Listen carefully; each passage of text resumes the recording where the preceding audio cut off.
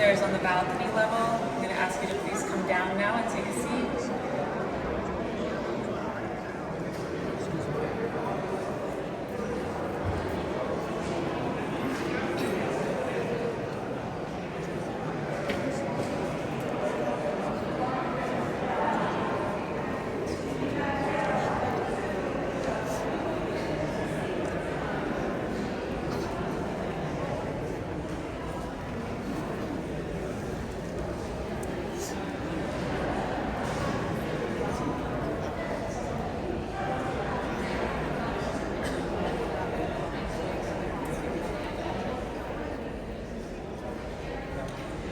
Okay, thank you everyone. Before we really start the presentation tonight, I just want to acknowledge that everything tonight is being...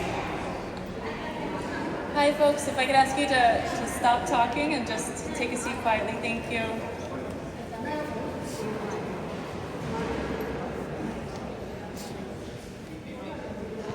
Okay, thank you. So as a reminder, tonight's presentation is being offered with simultaneous interpretation in both Mandarin and Cantonese.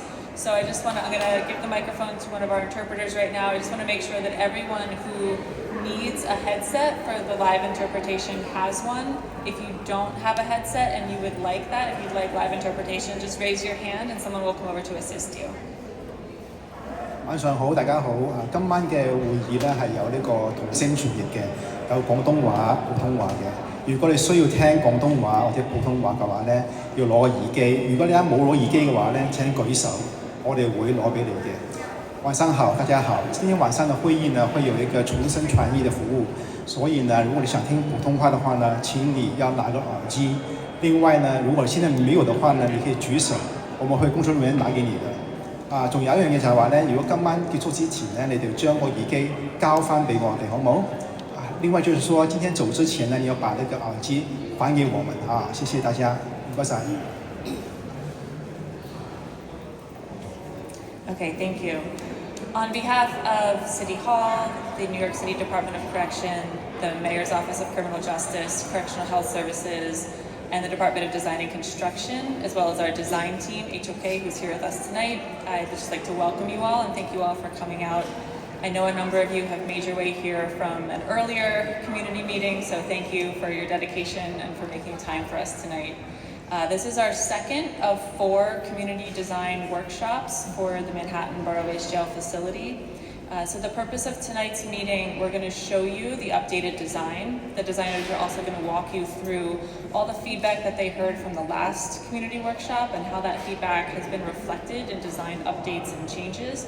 And then we're going to open it up to questions. We're going to have a little bit of an open house. I'm hoping to get more of your feedback tonight on the design as the team continues to make progression.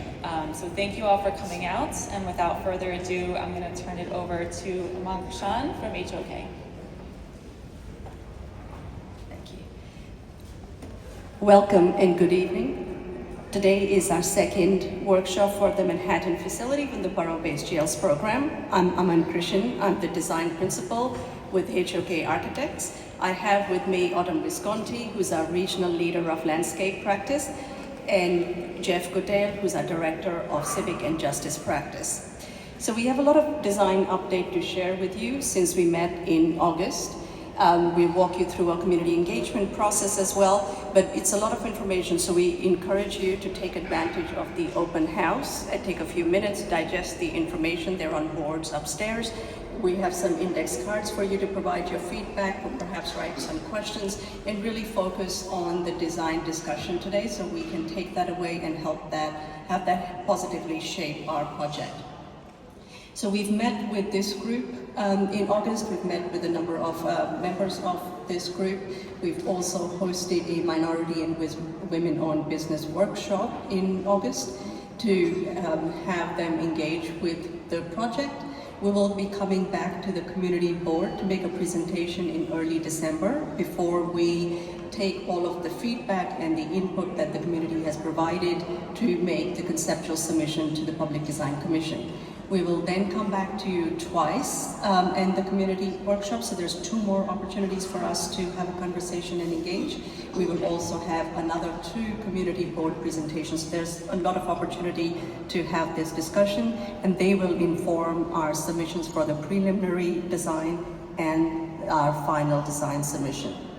That's a graphic representation of essentially the same information. I do want to point out that we're going to be starting the construction engagement process as well, so that's going to be a separate set of meetings. We expect that's going to start in January 2026, and that's going to go on through the entire construction process. But today here we're really want to focus on the design of the project. And get your feedback. So last time we met in August, we had a robust discussion here in the question and answer session. We also are very grateful for all of those folks who went online to provide their feedback. We have looked at every single feedback. We have responses to those feedback. They are available in handouts. If you haven't already got received a handout, it's available at the reception. We have analyzed the feedback through a data-driven process, and today we'd like to illustrate how that is starting to shape the design and being incorporated in the design. Of course, this is a process, and we'd like to continue this design throughout the design process. Our design is based on guiding principles that are grounded in aspects of dignity and respect. To create a project that humanizes space, creates increased access to medical, mental health programs and education. But we're just stepping out to understand the contextual relationships of the site. The site is shown here in the red box, as you see. It's forming the northern end of the civic district. And it's surrounded on the north and the east by Chinatown and Little Italy. It's important for us to make contextual relationships to each of these neighborhoods that surround the site. Going in a little bit closer into the site, understanding how it's going to be operated. On the right-hand side, we have the criminal court, and on the left-hand side, the side abuts the Chumpack building. Now, we have White Street pedestrian arcade that on the lower floors of the building will cut right through the building, providing a very strong neighborhood connection. Through the site, it will give access to community or retail spaces that also line Baxter Street. The main facility entrances are on Center Street, and they pair with other entrances of other civic buildings, such as the criminal courthouse, the civil court across on Center Street, so they become part of a family of buildings along Center Street. But very importantly, we've heard from community that they don't want any entrances to vehicles up on Baxter Street, so we're making sure that that is not the case. The entrances for car parking that is located in the cellar of the building is coming in and off Center Street itself, so you see the 2 small red arrows on the left-hand side.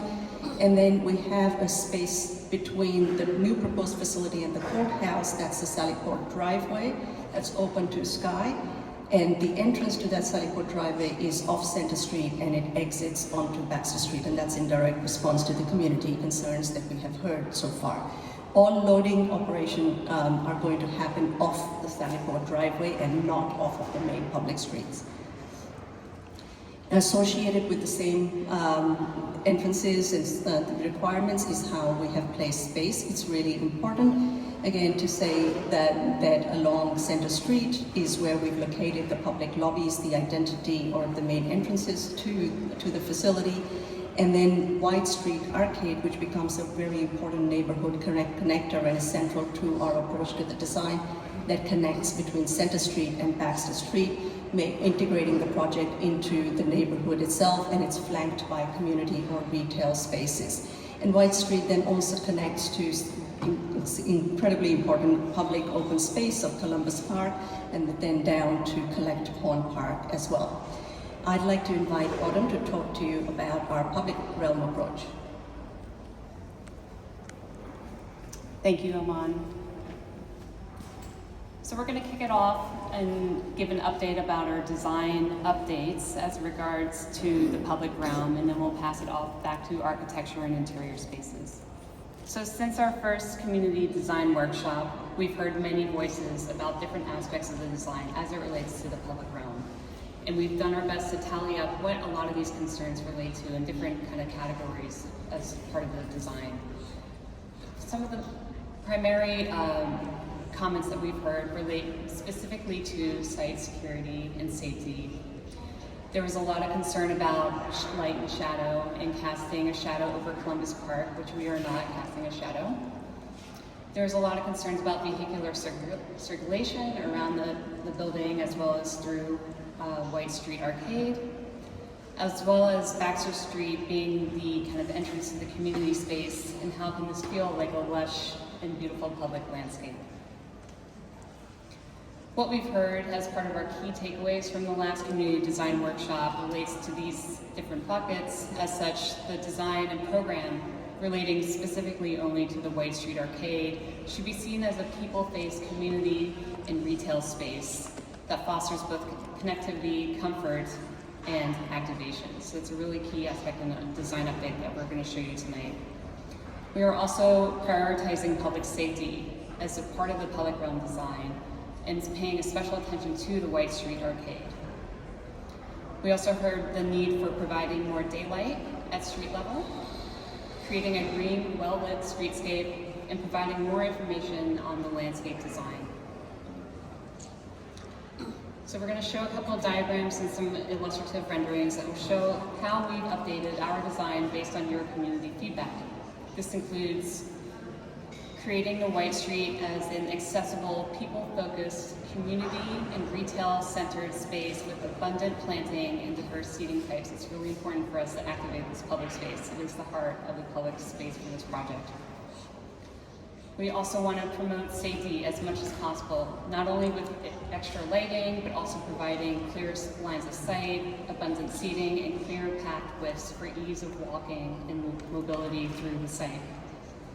We are also providing additional or increased daylight access to the street level, and that's because of our reshaping of the massing of the building itself. So really inviting more natural daylight down to the ground levels is a priority for us. And then also, as Aman previously shared in some of our early diagrams, really designating a sally port and garage drive access for authorized vehicles only. So really taking a lot of the vehicles off-site and into the building or facility itself. And then providing more information about our planting strategy. So kind of zooming back out at this kind of context level diagram, we really appreciate the uniqueness of each street as it surrounds the site, specifically as Baxter being a really important neighborhood corridor and really paying attention to our design approach for Baxter. Center Street, on the other hand, is quite different in terms of sidewalk widths and anticipated use of that corridor as it relates back to the Civic District, and really tailoring our streetscape design approach to the potential usability of all three streets.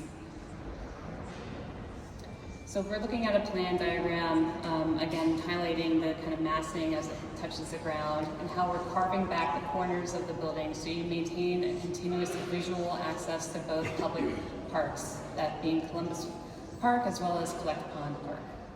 This is really important for a kind of intuitive signage and wayfinding approach where you're just moving from public open space to public open space, really maintaining lines of sight throughout.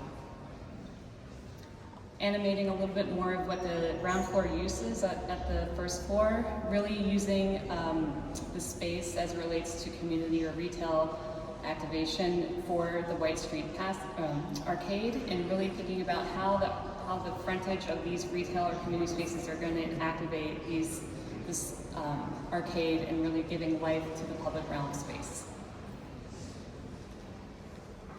So this is a first preview of our public realm design, really providing abundant planting and seating throughout the White Street Arcade, as well as both streetscape designs.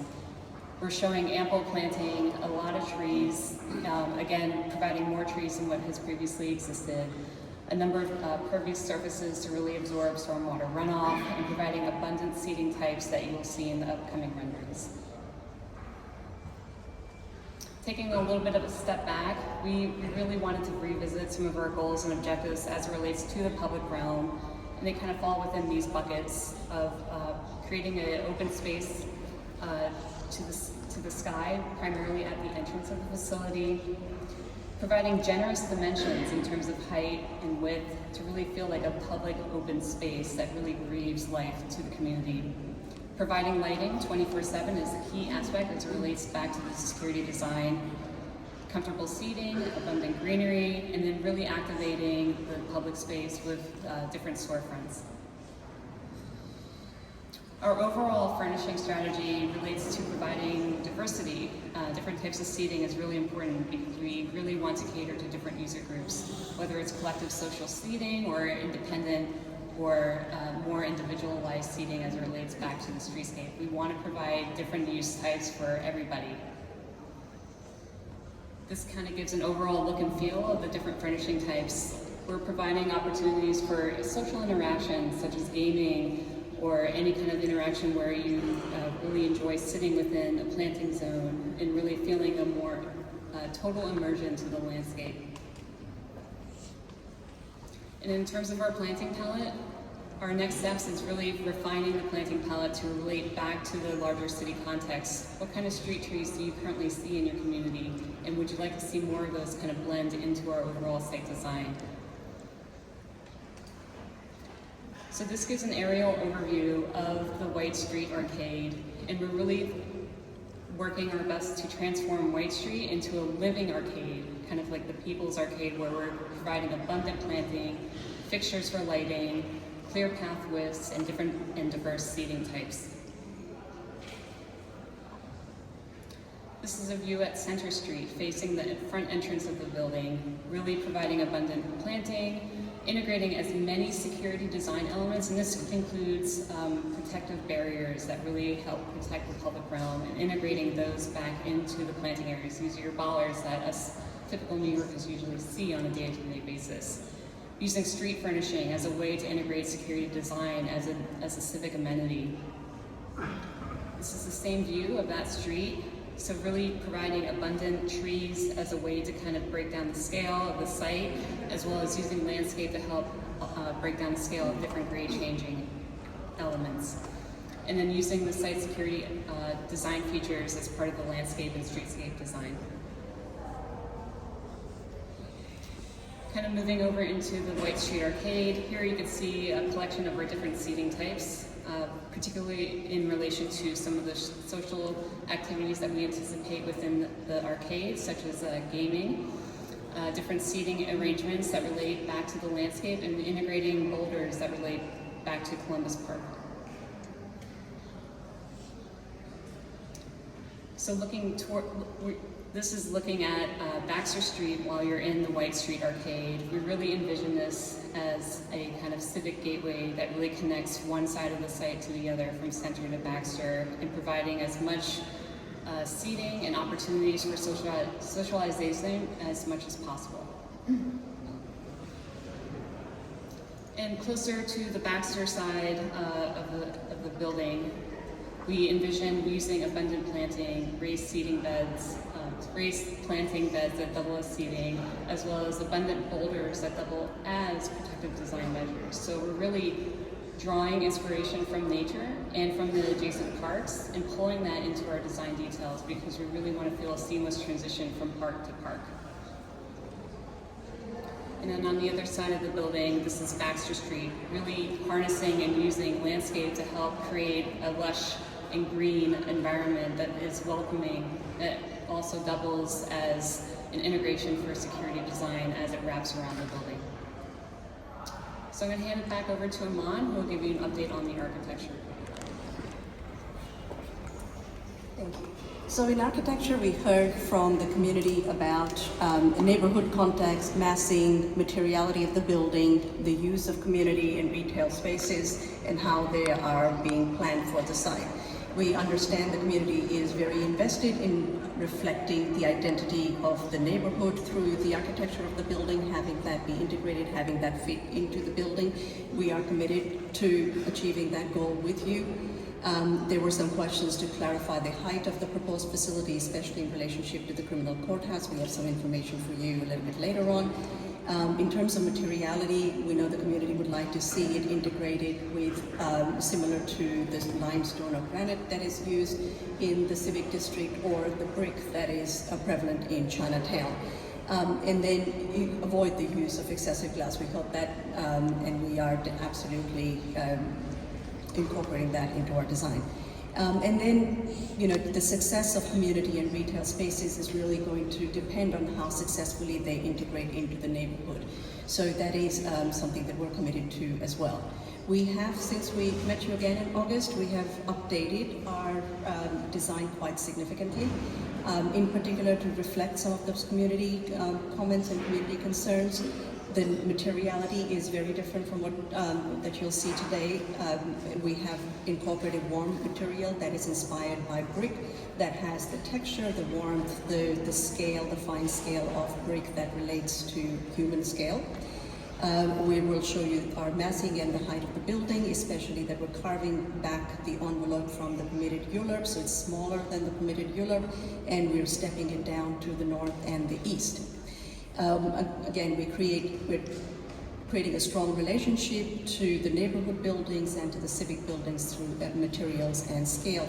And most importantly, the White Street, which is central to our approach, that we have widened so that it integrates into the neighborhood and is a successful New York City street. So the view of the site, an aerial view of the site, to the top left is the Civic District, and as we looked at the plan, the site is the northern end of the Civic District. Those are the larger, taller buildings. And the relationship to that is quite different from the relationship to the fine-grained neighborhoods of Chinatown and Little Italy. So how we relate to both neighborhoods has to be a different approach, and we're doing that. So starting with what is permitted through the ULURP envelope, what you're seeing on the side in the black outline is permitted ULURP envelope. So we start by widening White Street Passage to 50 feet, which is very similar to what a typical New York City street would be. It is similar to its dimensions further west of the site, and registering that straight through the building. We're also similarly carving the building on the north-south, creating sort of 4 quadrants that step the building down towards the north and the east, and there's roughly about a 30-foot step down between the tallest part, which is within the ULURP envelope, and then we step down 30 feet from there. The lower part of the building wants to relate very strongly to buildings in the neighborhood, and because that's what you experience when you're walking on the street. It's the first 5 or 6 floors that is really impacting your experience. So the height of the lower part of the building relates to the height of the buildings across from Baxter Street. We're also pulling the datum of the criminal courthouse across and relating that with a horizontal volume. When we carve the building into the 4 quadrants, we reinforce its relationship back to the courthouse. The vertical volumes of the courthouse are again then marching through our site as well. White Street Passage, the widened width of it, the reduced bulk of it, we're reducing the quantity above it that brings daylight deep into the floor plate. So that's a plan on the left-hand side. More than 50% of White Street Passage is open to sky, so it really does behave like a New York City street. On the right-hand side, you're seeing a section which allows daylight to come in, and all of the abundant planting that Autumn just showed us, this is what enables the abundant planting in White Street. Now, in terms of how we approach the architecture, we're studying the context, studying the notions of the civic buildings that denote permanence and dignity through its volumes, through its materiality, and through also a lot of vertical expressions. You see a lot of columns, you see the vertical window stack, vertical volumes, and how that translates into how we approach. And then we're also studying Chinatown and its characteristics. The width of the building, the rhythm that width creates, the every 30 feet things changing. The rhythm of the windows here, very, very different to what we saw in the civic scale and what that means at a human scale. The sense of having a horizontal canopy at the lower level. The sculpted nature of the facades itself, it has a 3-dimensional quality to it. the fire escapes that give it texture, and then very importantly, the vibrant colors and texture of brick within these buildings. So we start by being inspired by this building. This is a view of Baxter Street looking south. On the left-hand side, you're seeing the buildings that exist today on the side, and these are, very typical Chinatown buildings, representing all of the things I just talked about.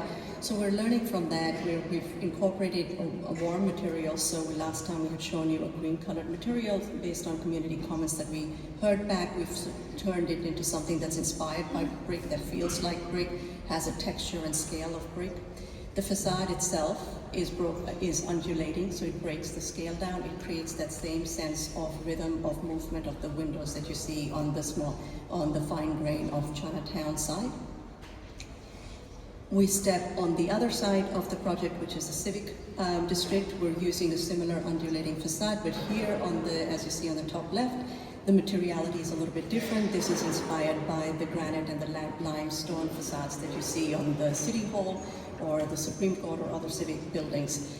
And then on the right-hand side of the image, you're seeing White Street Passage come through, and you're seeing the warm material wrap around the corner. So they interlock and they're knitted together as an experience. Stepping back on Center Street, we're standing at Collect One looking at the building, and it's important to us that the vertical volume of the building relates to the vertical volumes that you see in the courthouse, how it comes down and meets the ground.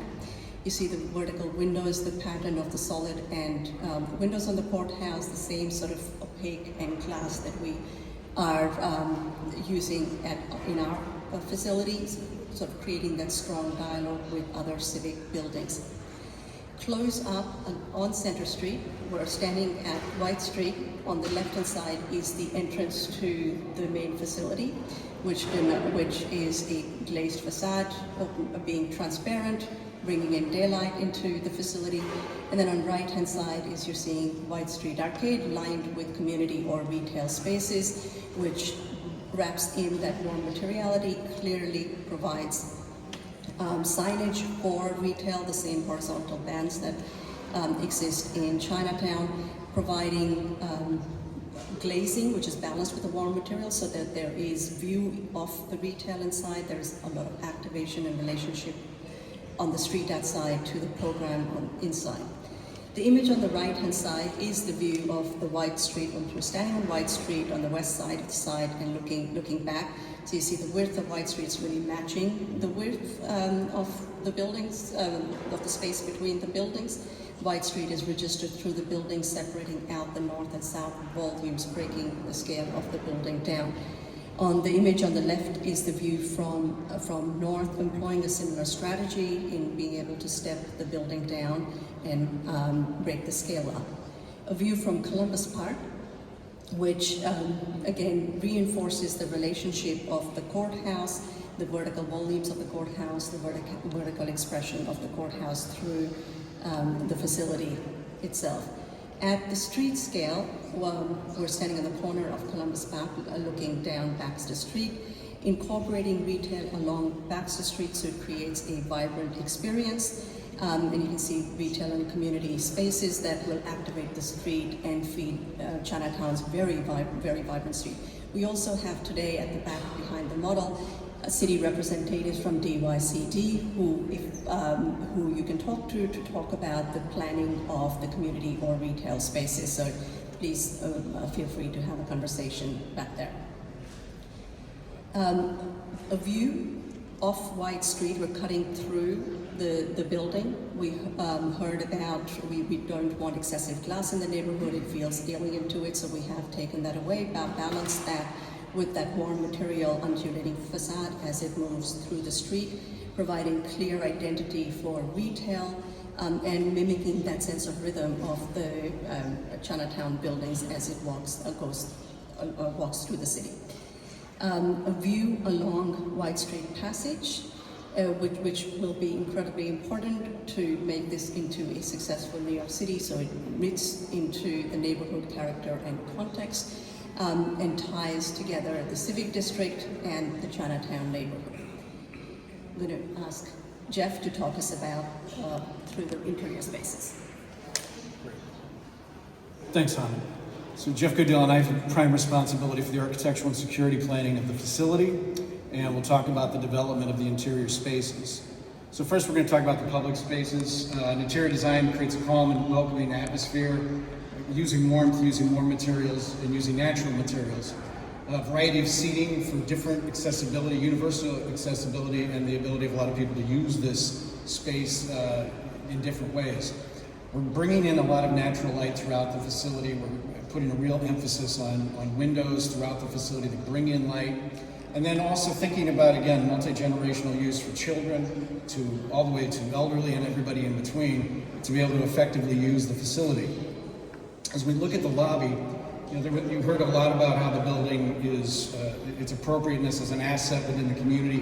That then transfers into the inside of the facility. So you see a tall ceiling, again, the daylight coming in, and you start to get a hint of what the seating is. Also a friendly reception desk where people can get directions and get oriented when they come into the facility. Looking back at the lobby from the other side, now we're seeing, again, a very tall glass wall that brings in a great deal of light.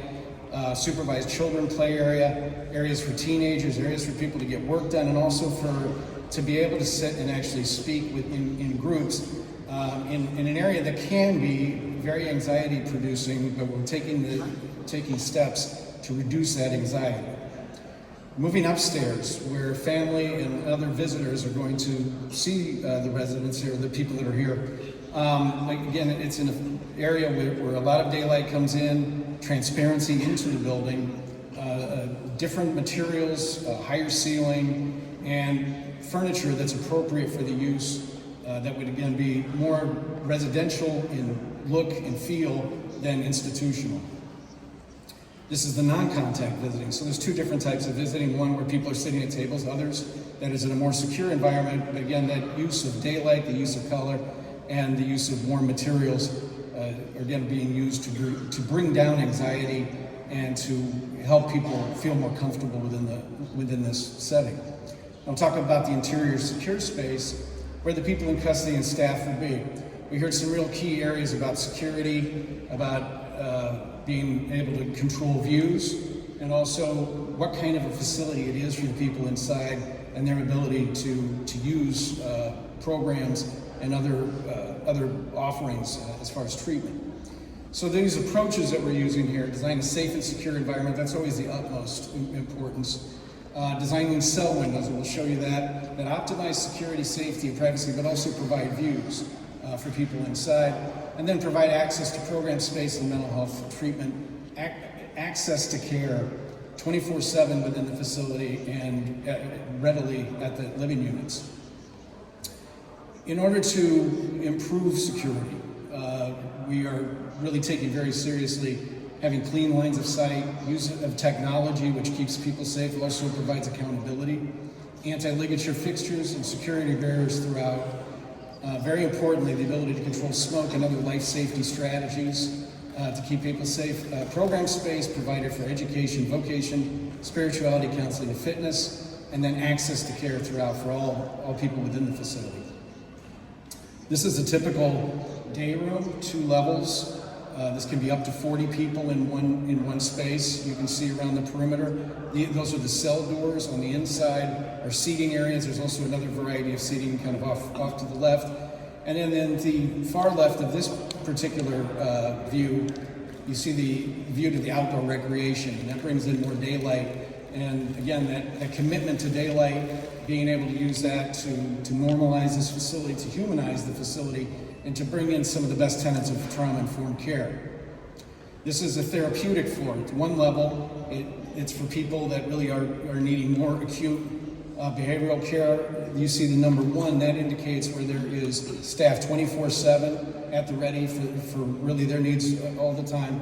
And at the end of this hall that you see, that outdoor recreation space again, bringing in daylight as well as the daylight that's coming through in each individual cell. This is a view of that outdoor recreation space. There is one attached to every living unit, so every person that's in the facility will have outside access and be able to get out in fresh air, daylight, wind, and again, not be inside and outside, because we know that's extremely important to furthering the programs.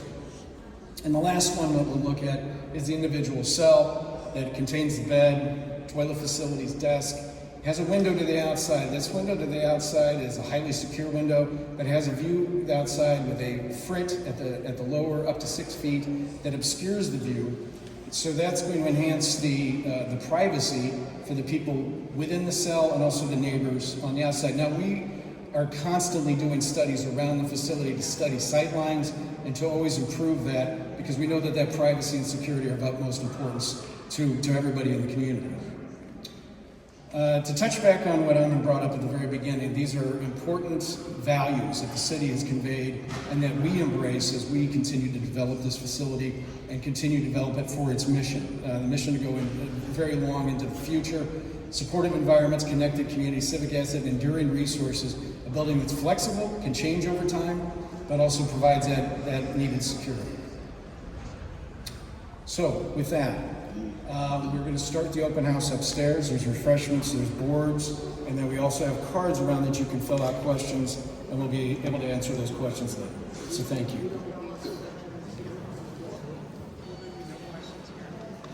Hey everyone, so those of you who were here at our workshop last time will be familiar with this. We're going to open it up to a general Q&A.